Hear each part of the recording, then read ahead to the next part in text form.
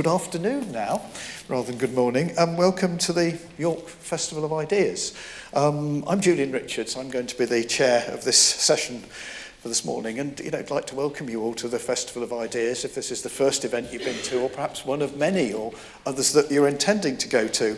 Well, it's my great pleasure to introduce our today's speaker, Duncan Sayer, who's joining us from the University of Central Lancashire.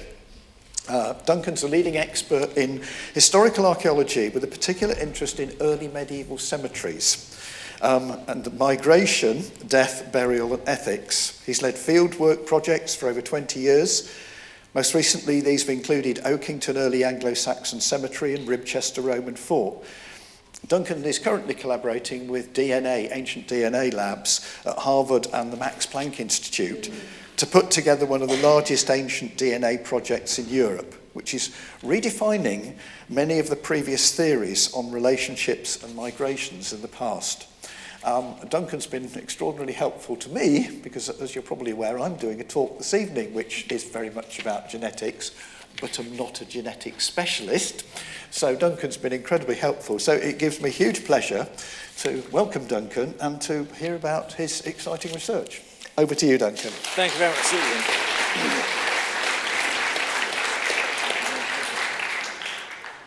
Thank you very much for that introduction.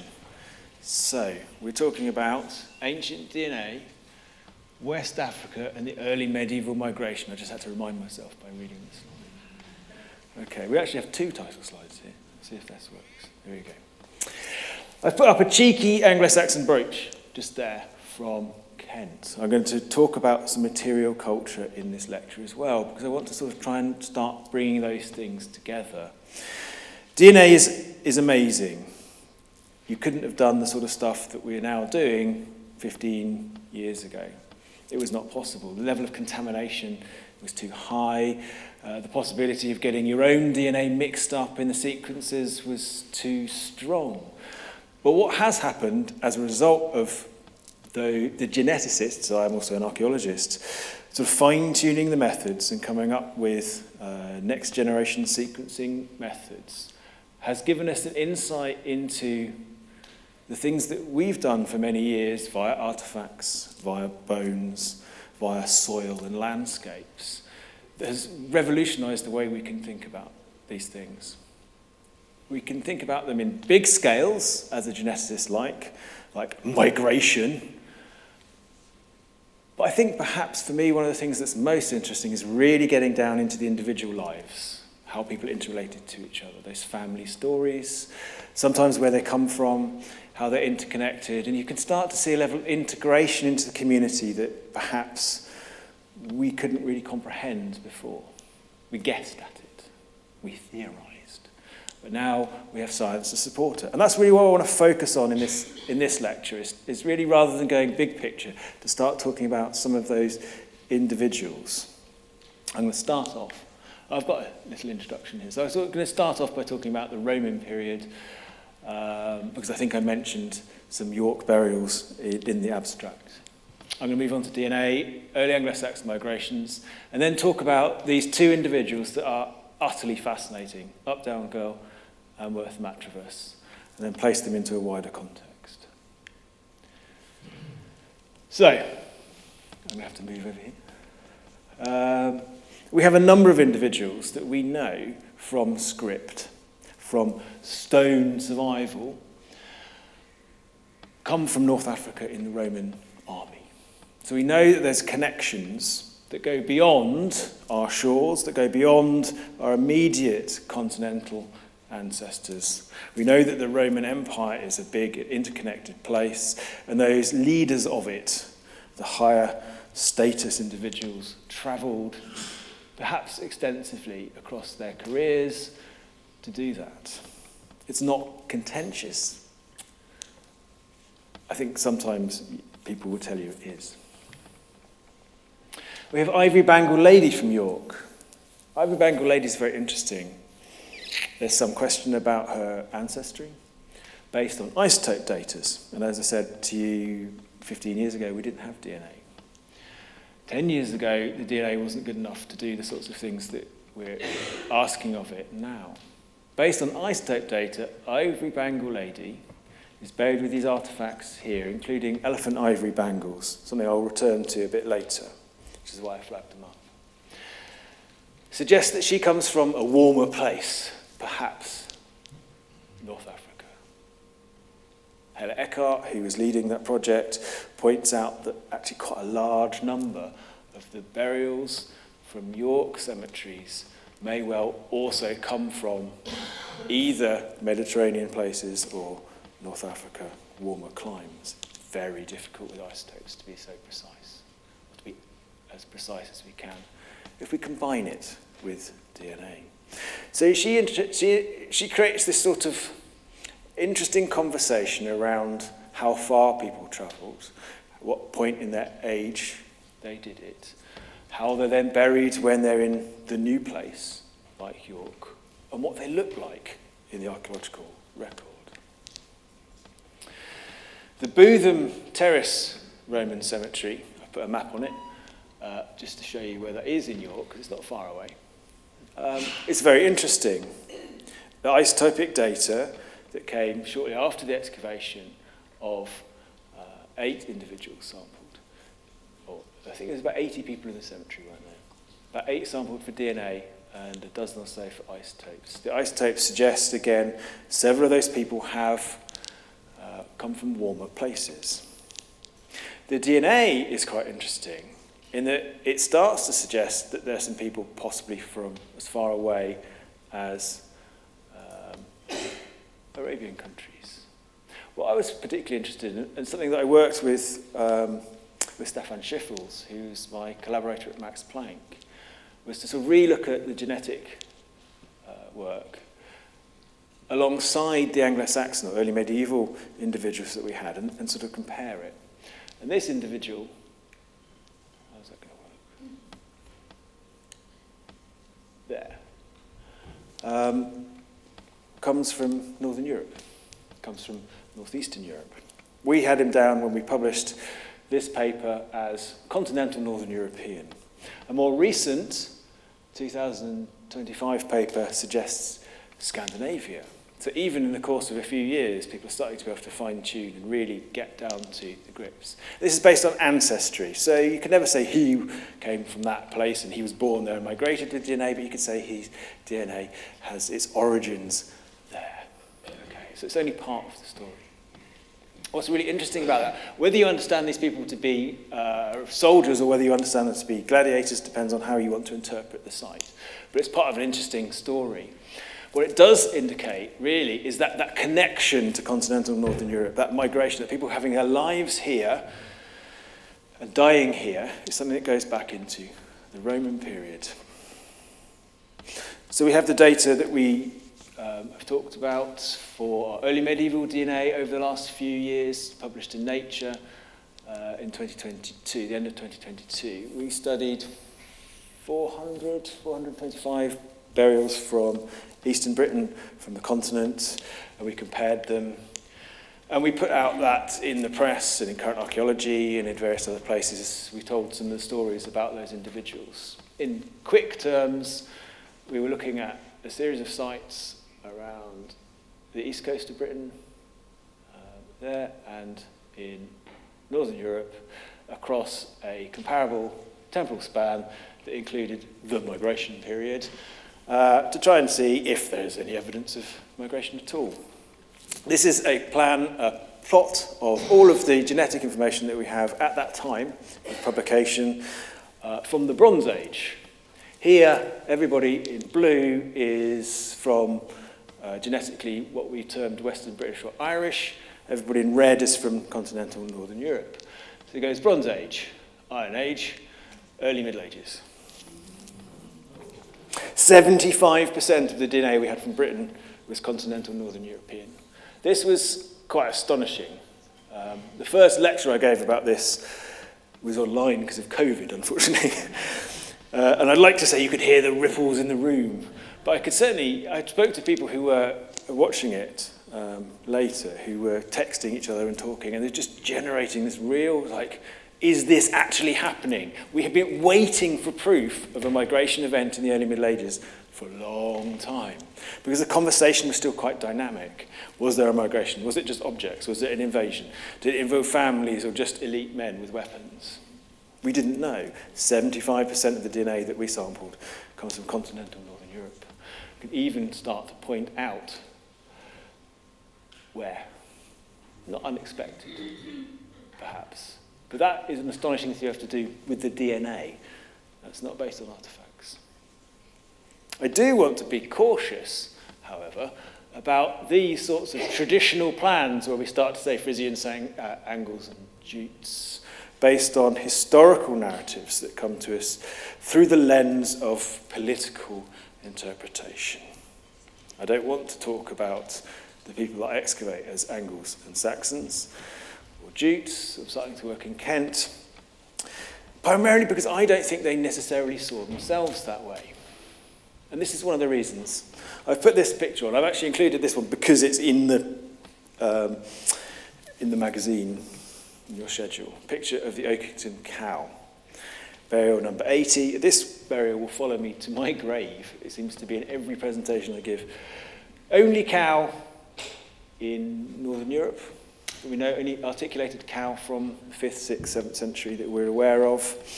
So she already stands out as an interesting, I wouldn't want to say unique, because I bet you someone will find a cow next week.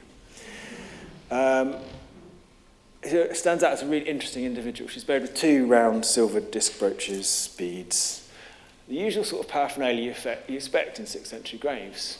What's notable is that uniqueness also comes with 60% of her genetic material is Western British Irish. Okay, so this is the bit that really interests me about this. It's not the 75% migration bit, it's how this community's come together. She is a hybrid of Western British, Irish, and continental Northern European ancestry. There is evidence in the bodies of the people that we excavate of integration of these people. We can see it in cemetery patterns. So actually, I'm going to go back, if I can remember how. Okay, so what's really interesting about the Oakington Cemetery is we have quite a large number of individuals who are integrated between those 2 different genetic types. We have a few individuals who are just Western British Irish. You can see them in green up there. We have blue ones and the yellow ones are integrated. The red ones are continental Northern European. We're going one way.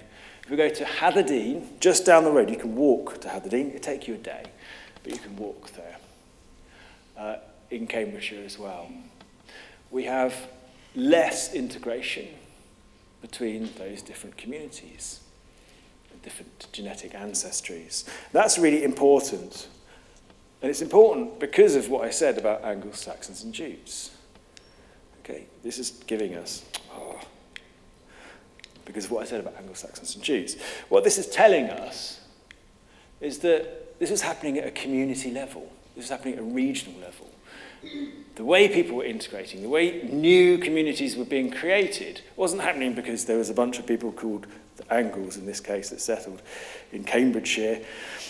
It was happening at a community level, presumably through intermarriage, presumably the creation of families is what created these patterns in these cemeteries.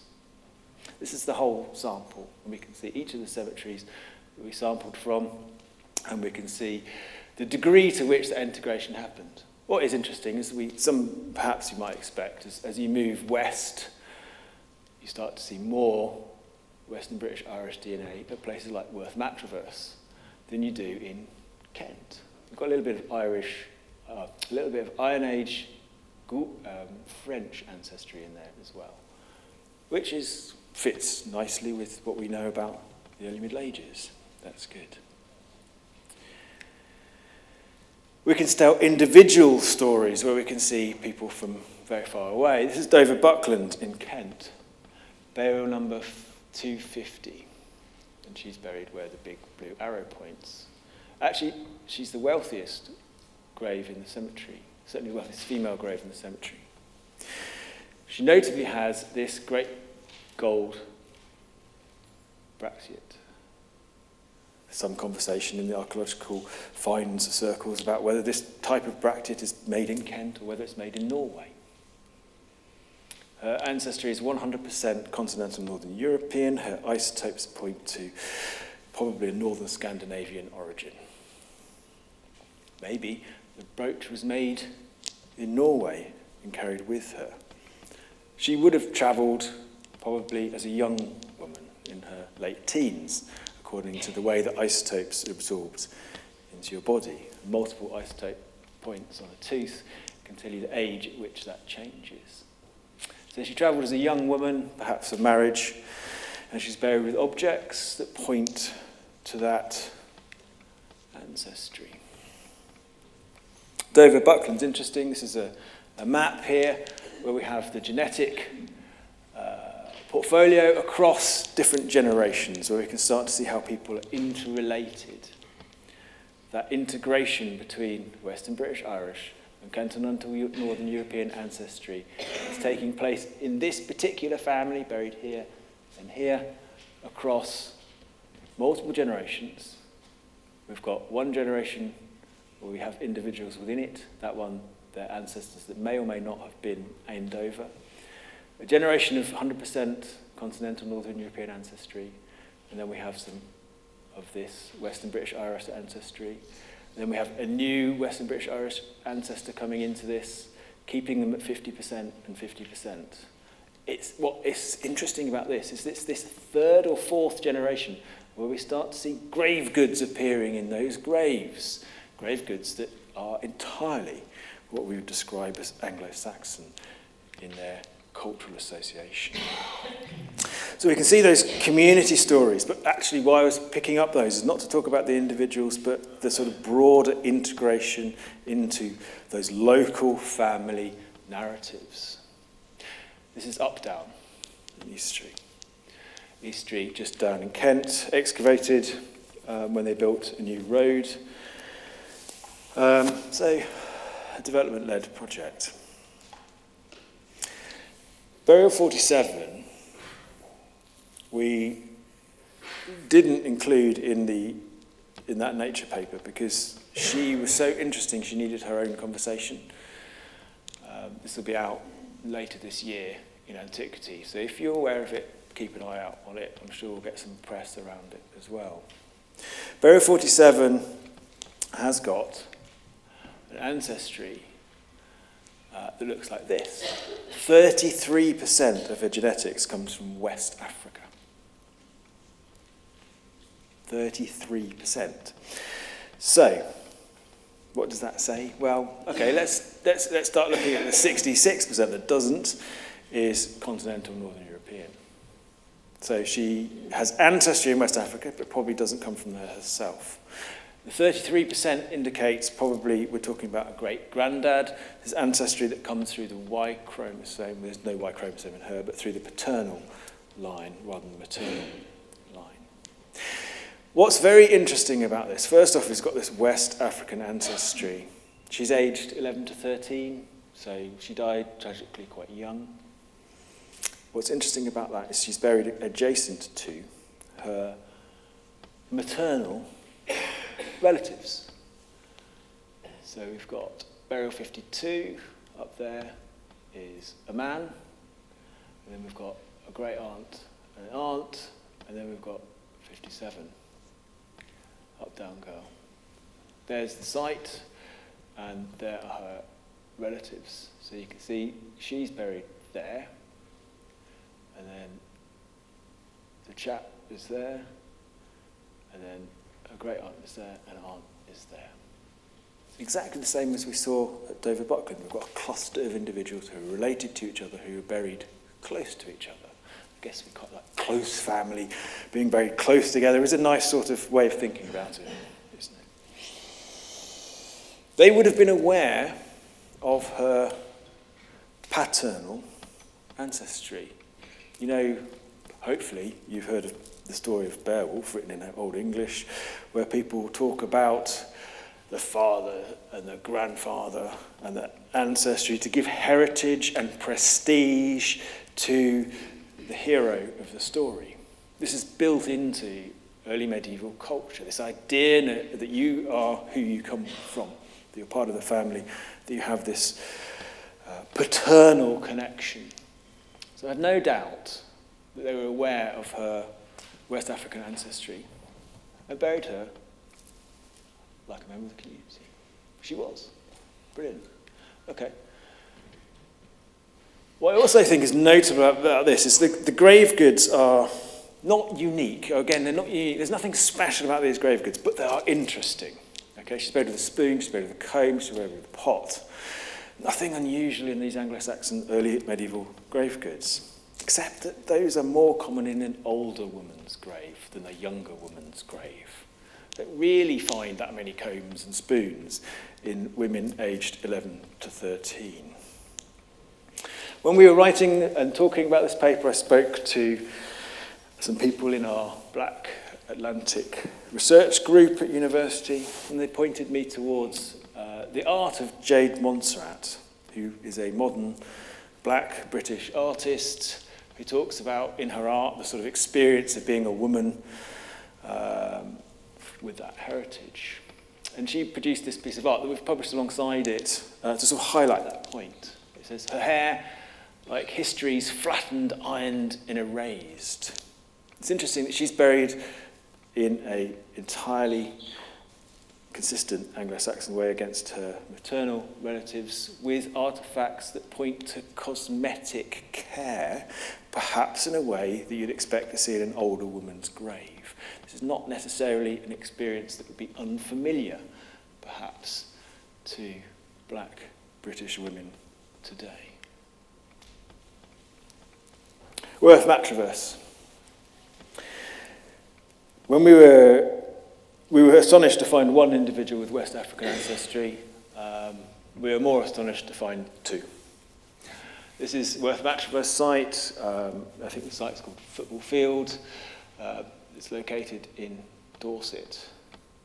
We've got the excavation and the cemetery. A paper that will come out at the same time in the same issue of Antiquity. It took a lot of work to make that happen. It contains 21 graves, 26 individuals in 21 graves, 4 family groups buried in the same site. It was originally assumed to be Iron Age because there's no artefacts, because it's outside of the Anglo-Saxon cultural zone. Now that's really interesting. So no artefacts, well, one buckle, which is the only thing that can date it to the period. We've got radiocarbon dates now, which is good. And one anchor, stone anchor, buried in this grave here, in the double grave. That's the double grave with the stone anchor underneath the head of the older man. Next to him, a skeleton aged 17 to 25 years. It's a young man with 33% West African ancestry. So, a paternal, again, male ancestor from West Africa. No grave goods to speak of, but the degree to which this person's integrated into the site and into the community should be evident enough by the fact that he's buried in a double grave. And not one where he's looking a different way as a grave good, but actually integrated into, in a quite emotive way, that site. They're sort of always snuggled up together. Something we see in the early medieval graves quite a lot. I'll pick on one really important example. I could pick hundreds of these. I've got slides with hundreds of these on. Okay, so this is Gloucestershire, so not far away. Lechlade site, we've got a young woman in her late teens and an infant in embrace. Okay, so this is, I just gratuitously highlighting the fact that this is something very similar going on here. Very deliberate, something speaking of people who are choosing to bury them are choosing to highlight their relationship via that emotive position. So we've got two young individuals, a woman and a man with 33% West African ancestry. How? Radiocarbon dating puts this into the early 7th century. I started off talking about Romans. It'd be very easy to assume that this is a hang-up from imperial power, imperial interconnectedness. but not on 3 generations. That would still only get you into the mid-6th century. So we're still well outside of the Roman imperial administration of Britain. To a degree, in ancient Greece and ancient Rome, we're aware of Africa.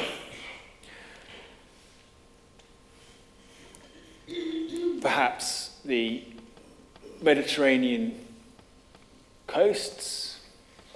Herodotus describes the Sahara as abundant in salt, populated principally by a group called the Garmetans. Beyond them, he was aware of black African populated by people he called the Ethiopians. From the mid-5th century, or mid-1st century, Pliny the Elder ordered a more systematic account of remoter parts of Africa. AD 300, Solinus detailed the African fauna and suggested that the Niger flowed east into the Nile. Didn't quite get it right. So we've got some knowledge, but Africa's still very distant even to the Romans and the Greeks.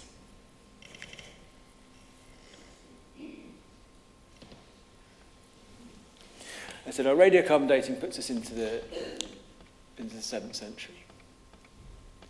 The Vandals seized North Africa in 439 AD. Byzantines reconquer North Africa about 533, 534. That's about the point where our ancestors of these 2 individuals date to, if you think about a 25-year generation gap, just after. We also have hints in Old English. So the 10th century poem Exodus, which is a poem about the biblical story Exodus, not a translation of the story. So easily found then was the African maiden on the ocean's shore adorned with gold. Why did the Byzantine want to reconquer North Africa? Because they liked the gold. Good quality gold from the other side of the Sahara. The African church was also a powerhouse of early medieval Christendom. Abbot Hadrian joined Theodore at Canterbury in the later 7th century. And they played a really fundamental role in the establishment of English Christendom. These 2 individuals are not isolated. They're just giving us evidence of the connection in bodies. This is a picture of a purse ring made of elephant's ivory. At Scrimby in Lincolnshire, we have an example where people have done Zoom, so protein-based assessment of the species that they come from, and they come from elephant ivory. They're not just 2 or 3 of these, there's hundreds of them. 275 examples from Britain and Germany. So we can see in artifacts there are connections to Africa, to sub-Saharan Africa. We can start to see that in the bodies of people as well. We can see here's an example of a Byzantine workshop that makes ivory for transport outside of Rome. We can see other artifacts. I return to my gratuitous Frankish brooch from Kent. Contains garnets. Garnets aren't found in Kent. Neither is amethyst. We've always known that, but whether these objects come because that person exchanged it with that person, that exchanged it with that person, that exchanged it with that person, that exchanged it with that person, and it comes over the sea into Britain, or whether they're bought by people who have relatives who are interconnected into the communities not, is becoming much more evident in the way that the bodies are changing the stories that we're telling. So we can't see these people as Anglo-Saxons and Jutes because it gives us a sort of regional picture that doesn't represent the diversity that we can see in the early Middle Ages. The diversity of experience, the diversity of knowledge, and the diversity of interconnectedness that we have seen there. What happens next? Well, I'd like to see more of this story coming out because it's a fascinating thing. That West African ancestry points to a region that today we would describe as Nigeria. 2 years ago, I returned to Camingham in Lincolnshire to excavate a cemetery there. I actually hadn't spotted this in the report when we did it. We did it because it was being ploughed for potatoes, so we thought we'd go in and excavate some of these graves and see if we can get a picture of the cemetery before it disappears. It had been found by metal detectorists. In 2020, a part of the cemetery had been excavated by Network Archaeology at the request of the Portable Antiquities Scheme Officer, FLO, Lisa Brindle. They excavated 14 graves. Malin Houst, who works at York, wrote the Scalita report, and she spotted that this individual here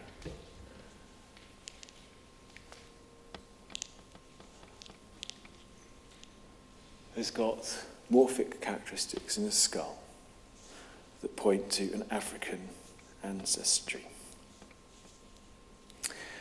So he's in my lab, and we've taken a sample of his petrous bone, and hopefully we can add another individual to our three and start to see a bit more of that interconnectedness.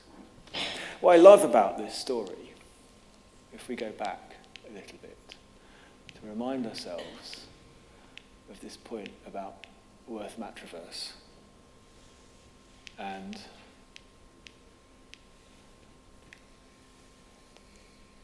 Updown. So one is within the Anglo-Saxon, early Anglo-Saxon cultural zone, and there's one outside of it. It's that interconnectedness, that connectedness to continental Europe, that connectedness all the way down through Rome, into North Africa, across the Sahara, and into West Africa, is taking place either side of a cultural division in Britain. That travelled experience, that diversity is happening everywhere. Those borders of material culture are not borders for the movement and connectedness of peoples. Hopefully we can see more of this. Hopefully, we excavated the further graves at Camingham. We've got a report coming out soon, available soon to us, to start thinking about the rest of the genetic sampling, hope to do isotopes on there, to again look at the relationship that that person has to everybody else in that cemetery, and understand integration, travel. I mean, it'd be nice, genetics would help us determine if those characteristics evident in the skull are genuine. A lot of taphonomic change in these skulls, which sometimes makes it difficult to be 100% certain. Whether this person is 100% West African, whether they are like the other two individuals, someone who has a mixed ancestry. He's buried with a spear and a shield. If you found him without that knowledge, you just put him off as a local chap with a weapon, a high-status Anglo-Saxon. So we've got some really interesting things coming out. We've got some really interesting pictures that we could not have expected 5 years ago, 10 years ago, 15 years ago, that really make the world into a much smaller place. But they do it because of the way that their families work. So our family stories are quite important, even on global levels. And that's why I wanted to talk about individuals here, because we can talk about 75% genetics across a sample of 240, but it feels meaningless. Well, I can show you one person and tell you who they're related to and where their West African granddad comes from. It tells us something much more personal and something that was much more important to those individuals. And I think that's a really good way of respecting what we're doing with them. We're telling their stories. Okay, we're not excavating them, sticking in a museum, going, look at this lovely treasure. We are telling the stories of the past and those people in a way that they told stories to each other. Thank you very much.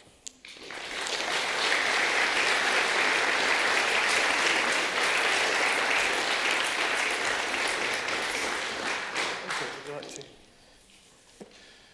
like to join me, Duncan? Well, thank you very much. This is, to me, it's an extraordinary area. I mean, this is something I'm going to be talking about this evening, and it's been very difficult for me sometimes to try and get my head around the changes that have happened in recent years.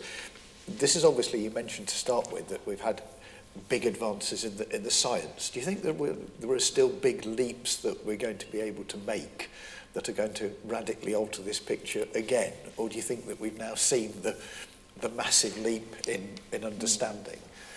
It's a good question, isn't it? If we had a crystal ball. Sorry about that, yes. If we had a crystal ball, we could say that one way or the other. I think we've got the baseline stuff here. The thing you have to understand about the genome is it's massive. How many years did it take them to get that first human genome? It was years and years and years and years before we have that first map. Understanding where everything comes from and how it all fits together is enormously challenging. And so the breakthroughs that we're seeing at the moment are in the statistical assessment of the genetic data that we're producing. So what we saw, this idea where we can start to fine-tune the difference between Germany and southern Denmark and other Scandinavian countries, is because the statistical complexity of analysing that is becoming more apparent. So what we're seeing is sort of big picture stuff, and then starting to get into the details that really start to add colour to that, and that's very interesting. There's quite a lot of breakthroughs in the way that people are looking at ancient diseases as well, and that's really something that's starting to come through quite well. So white pestis, actually corresponding to that reconquest of North Africa by the Byzantines, is where you get white pestis, plague, starting to come back into Europe again, and into Britain. And we can see individuals from places like, from Cambridgeshire, Barrington, Edix Hill Cemetery, very close to Oakington and Heatherdean, which has got a double grave in it with people who died from plague.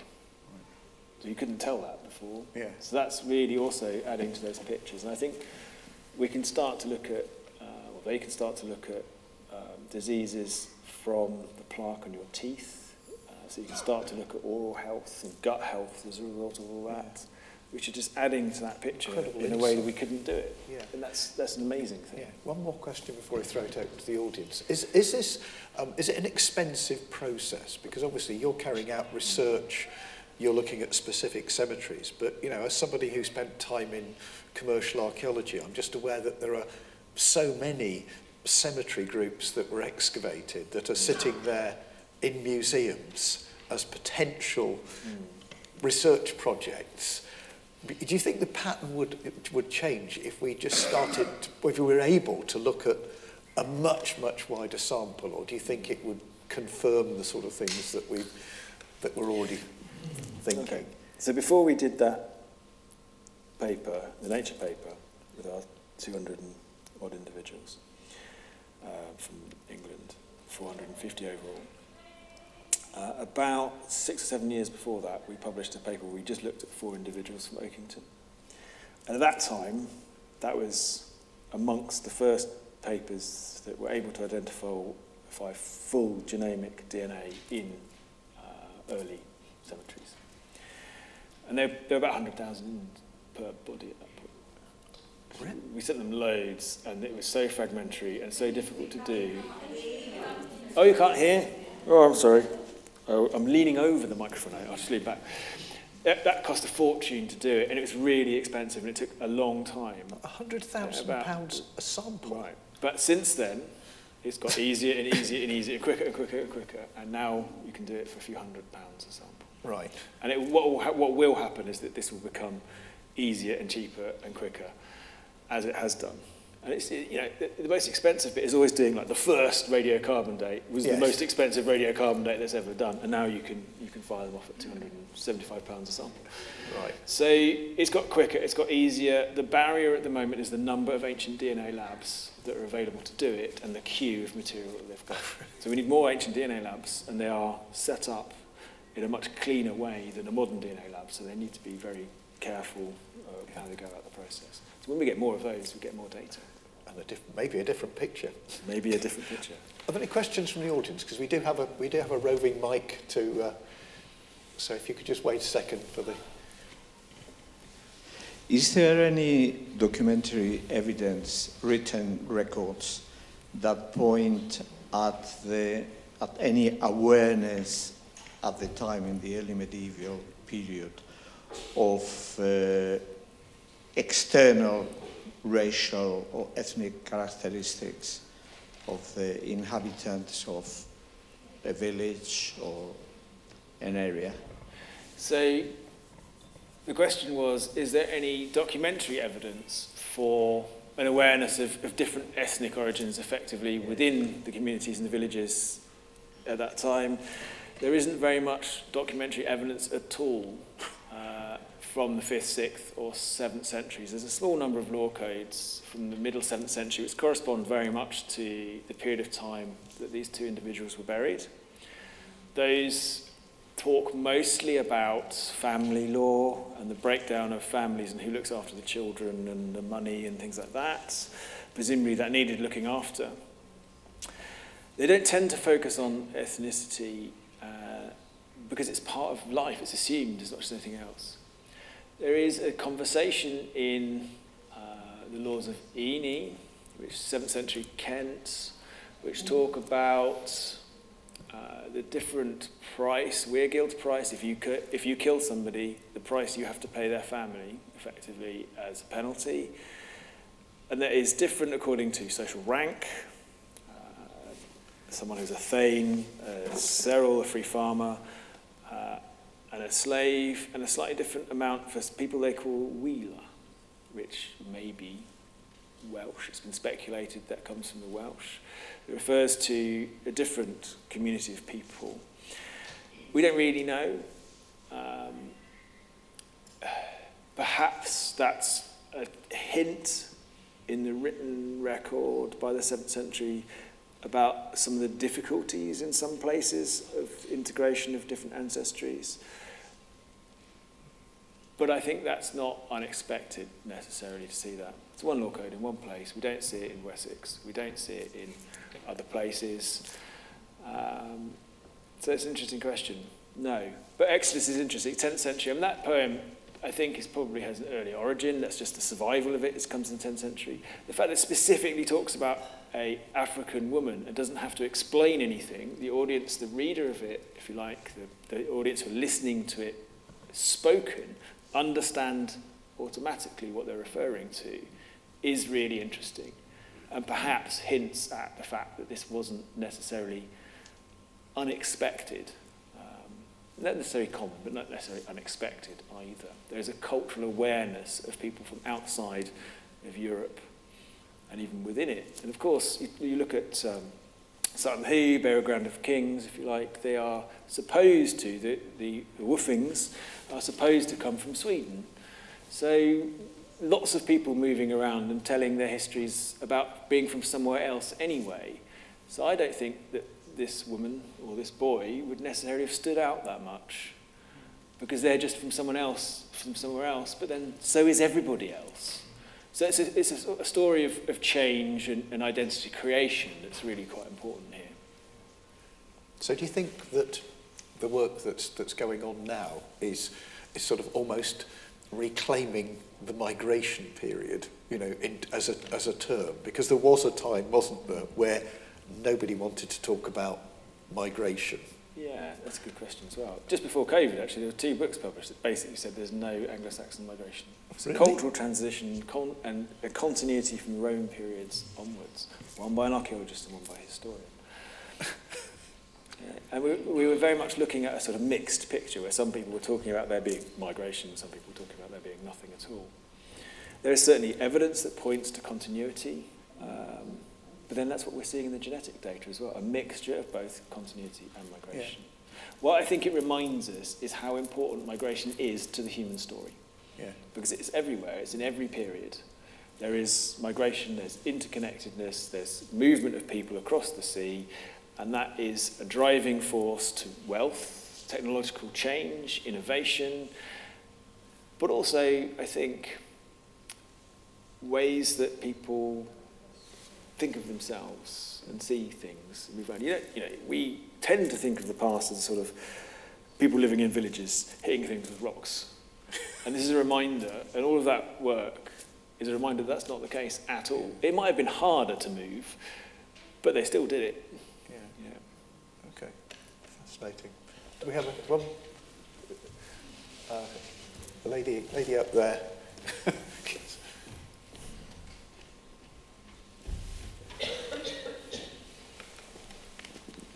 Hi.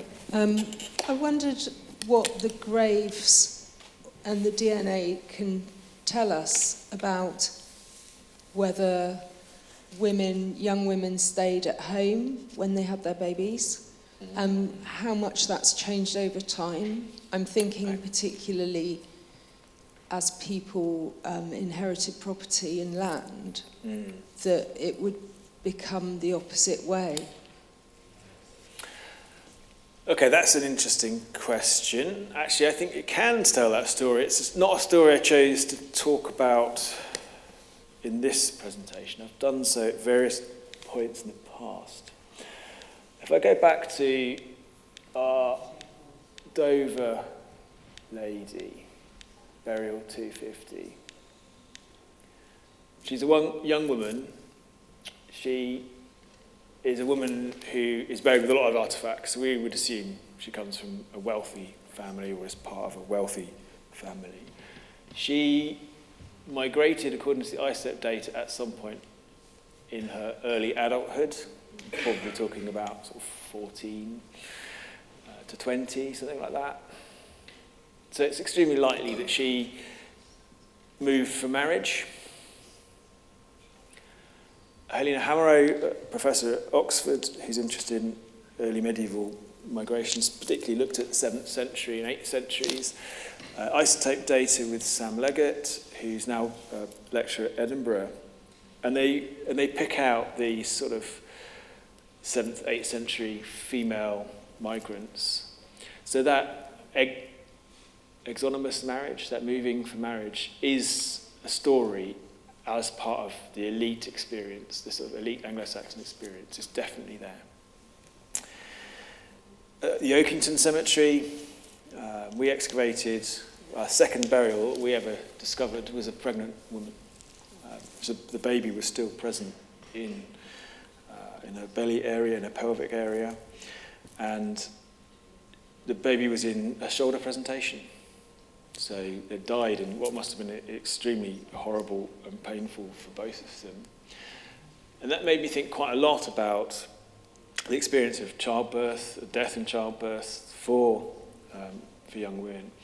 And I think there's quite a lot of evidence that's pointing to people moving for childbirth. Okay, I'm going to go back to, if I've got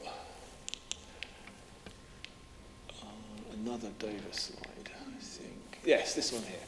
Okay. So, the significance of this yellow lot up here, this is something I find quite interesting, I think speaks to this story.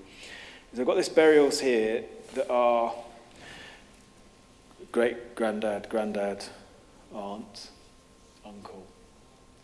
And we've got 3 generations of them being buried in that space there. The ego I'm talking about, when I talk about those being uncle, is a young woman who's buried over in that cluster there. I think it's burial 426.